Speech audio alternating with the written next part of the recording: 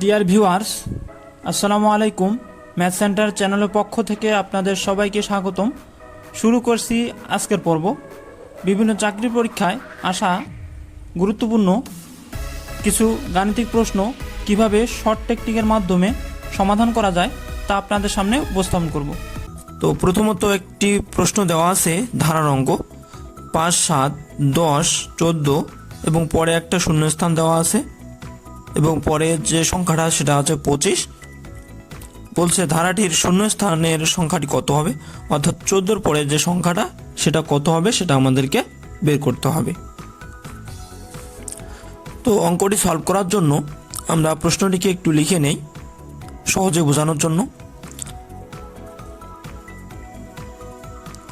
এই ধরনের প্রশ্ন আসলে আমরা সহজেই অল্প সময়ে জাস্ট লেখারও প্রয়োজন হবে না, জাস্ট আমরা অল্প সময়ে শর্ট টেকনিক ইউজ করে অঙ্কটি সমাধান করতে পারবো। আচ্ছা, তাহলে 5 থেকে আমরা আগে ডিফারেন্স বের করব। পরেরটা থেকে আগেরটা ডিফারেন্স, অর্থাৎ 7 থেকে 5 যদি বাদ দিই তাহলে ডিফারেন্স কত 2, এবং 10 থেকে যদি 7 বাদ দিই তাহলে ডিফারেন্স কত 3, এবং 14 থেকে যদি 10 বাদ দিই ডিফারেন্স 4। তাহলে আমরা একটু খেয়াল করি যে এদের পার্থক্য এক এক করে বৃদ্ধি পাচ্ছে, অর্থাৎ প্রথমটার পার্থক্য 2, তারপরেরটার পার্থক্য 3 এবং তারপরেরটার পার্থক্য হচ্ছে 4, অর্থাৎ পার্থক্য এক এক করে বৃদ্ধি পাচ্ছে। তাহলে অবশ্যই এরপরে যে সংখ্যাটা হবে সেটা কত হবে, 5 বেশি হবে। যেহেতু এখানে 4 বেশি তাহলে এটা কত হবে, 5 বেশি। তাহলে আমরা যদি 14-র সাথে 5 যোগ করে দেই তাহলে যে সংখ্যাটা আসবে সেটাই হবে শূন্যস্থানের সংখ্যা। তাহলে শূন্যস্থানের সংখ্যাটি হবে কত, 19। এবং 19-এর সাথে যদি আমরা কি 5-এর পরে 6 যোগ করি তাহলে 19 আর 6 যোগ করলে 25। তাহলে আমরা এখান থেকে সহজেই বুঝতে পারতেছি যে শূন্যস্থানের সংখ্যাটি হবে 19। তাহলে আমাদের অ্যান্সার হবে গ। আচ্ছা, লসাগু এবং গসাগুর অঙ্কগুলো প্রায় প্রত্যেকটি পরীক্ষায় এসে থাকে। তো এই অঙ্কগুলো আমরা খুব সহজেই সমাধান করতে পারবো। আমরা একটা শর্টকাট সূত্র লিখে রাখবো, সেটা হচ্ছে সংখ্যা দুটির গুণফল। সংখ্যা দুইটির গুণফল সমান লসাগু গুণ গসাগু।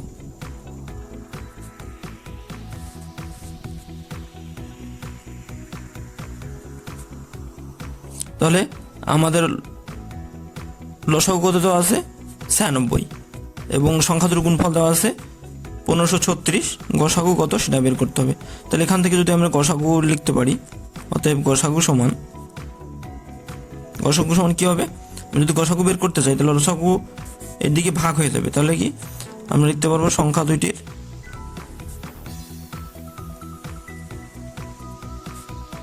গুণফল ভাগ লসাগু।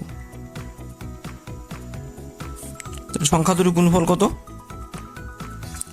1536 এবং গসাগু 96। যদি আমরা এটাকে ভাগ করে দেই তাহলে ভাগফল হবে 16। তাহলে আমরা কিন্তু এই পদ্ধতির মাধ্যমে খুব সহজেই বের করতে পারবো। তাহলে আমাদের অ্যান্সার হবে ক। আচ্ছা, আরও এই ধরনের আরেকটি প্রশ্ন আমরা লক্ষ্য করি। দুইটি সংখ্যার অনুপাত দেওয়া আছে, দুটি সংখ্যার অনুপাত এবং তাদের লসাগু 350, সংখ্যা দুটির গসাগু কত। তাহলে আমাদের বের করতে হচ্ছে কি গসাগু।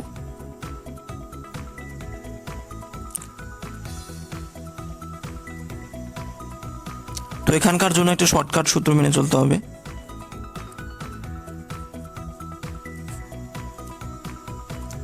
সেটা হচ্ছে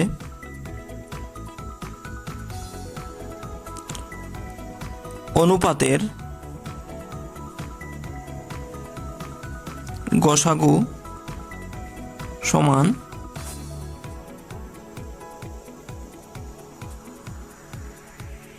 লসাগু ভাগ অনুপাতের গুণফল।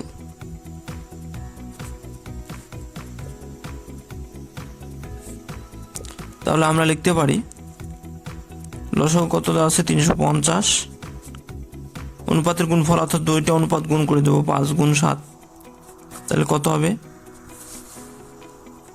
350 ভাগ 35, তাহলে 350 35 ভাগ করলে 10, তাহলে আমাদের অ্যান্সার হবে 10, অর্থাৎ সংখ্যা দুটির গসাগু হবে 10। একটি কলম 270 টাকায় বিক্রয় করলে 10% ক্ষতি হয়, কলমটির ক্রয় মূল্য কত? তো এই প্রশ্নটি সলভ করার জন্য আমরা ধরে নেব ক্রয় মূল্য বিক্রয় মূল্য 100%।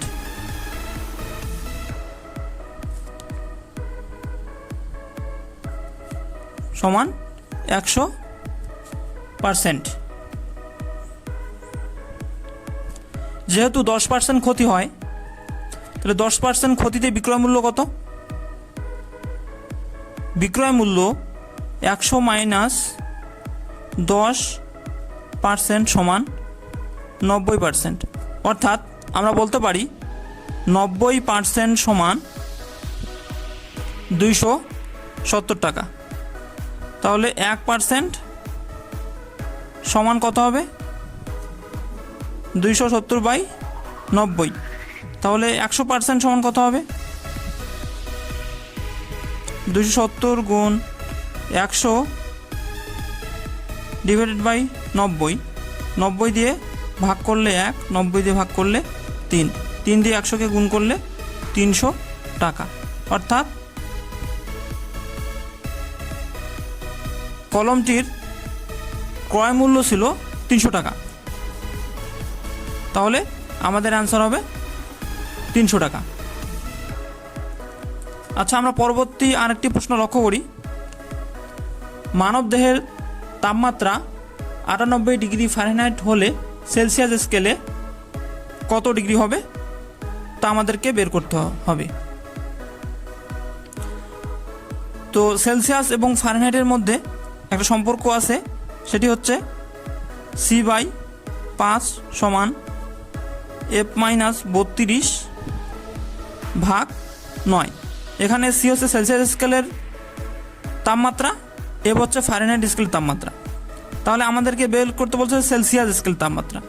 তাহলে আমরা এখানে মান বসিয়ে দিয়ে পাবো C/5 সমান এফের মান হচ্ছে কত? এটা হচ্ছে এফের মান 98 ডিগ্রি ফারেনহাইট, যেহেতু বলা আছে সেজন্য 98 ডিগ্রি ফারেনহাইট হবে কি এফের মান। তাহলে 98 বিয়োগ 32 ভাগ 9। তাহলে আমরা এটাকে লিখতে পারি C/5 সমান 98 থেকে 32 বাদ দিলে 66 ভাগ 9। তাহলে আমরা এখন আড়াআড়ি গুণ করতে পারি, অর্থাৎ কোনাকুনি 9 C সমান হবে 66 গুণ 5। তাহলে C সমান আমরা কি লিখতে পারি? তাহলে C সমান আমরা লিখতে পারি 66 গুণ 5 ভাগ হচ্ছে 9। তাহলে এটাকে আমরা ক্যালকুলেশন করলে পাবো 36.67 ডিগ্রি সেলসিয়াস। তাহলে আমাদের অ্যান্সার হবে গ। তাহলে আমরা এই শর্টকাট সূত্রের মাধ্যমে খুব সহজেই এ ধরনের প্রশ্ন সলভ করতে পারবো। আচ্ছা, আমরা আরও একটি প্রশ্ন লক্ষ্য করি। একটি মোটর সাইকেলে 12% ক্ষতিতে বিক্রয় করা হলো। যদি বিক্রয় মূল্য 1200 টাকা বেশি হতো তাহলে 8% লাভ হতো। মোটর সাইকেলের ক্রয় মূল্য কত? তো এই অঙ্কটি পূর্বে সমাধানকৃত অঙ্কটির মতোই। তো চলুন আমরা অনুরূপ প্রশ্নটি সলভ করি। তাহলে এখানে বলছে 12% ক্ষতিতে বিক্রয় করা হয়েছে এবং বলছে যে যদি বিক্রয় মূল্য 1200 টাকা বেশি হতো তাহলে 8% লাভ হতো। তাহলে সাম্য অবস্থায় যেতে, অর্থাৎ আসলে যেতে 12% যেতে হবে, অর্থাৎ 12% অতিক্রম করতে হবে এবং সাথে আরও 8% অতিক্রম করবে। তাহলে আমরা কি পাবো? বিক্রয় মূল্য 1200 টাকা বেশি পাবো। তাহলে আমরা এটা লিখতে পারি 8 যোগ 12% সমান 20%। অর্থাৎ এখানে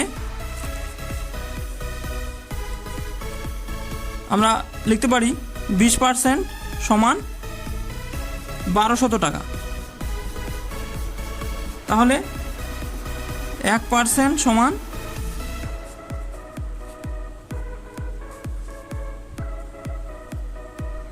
1200 ভাগ 20 এবং 100% সমান কত হবে? 1200 গুণ 100% ভাগ 100 ভাগ 20। তাহলে এটাকে আমরা ক্যালকুলেশন করলে পাবো 6000 টাকা। তাহলে আমাদের অ্যান্সার হবে ক। আমি আবার একটি প্রশ্নটি শুরু থেকে বলে দিই। আমাদের আসলে যেতে কত পার্সেন্ট যেতে হবে? 12% যেতে হবে। অর্থাৎ 12% 8% লাভ করতে গেলে আমাদের 12% অতিক্রম করতে হবে, প্লাস 8%ও যেতে হবে। তাহলে টোটাল আমাদের কত পার্সেন্ট যেতে হবে? 20%। তাহলে 20%-এর জন্য কত টাকা বেশি বিক্রয় মূল্য হবে? 1200 টাকা। তাহলে 20% সমান 1200 টাকা। তাহলে 1%, আর আমরা ধরে নিছি যে ক্রয় মূল্য 100%। তাহলে ক্রয় মূল্য 100% সমান কত হবে? 6000 টাকা। তাহলে মোটর সাইকেলের ক্রয় মূল্য 6000 টাকা। তো ভিডিওটি ভালো লাগলে অবশ্যই ভিডিওটিতে একটি লাইক করবেন, কমেন্ট করবেন এবং বেশি বেশি শেয়ার করবেন এবং চ্যানেলটি অবশ্যই সাবস্ক্রাইব করবেন। ধন্যবাদ সবাইকে।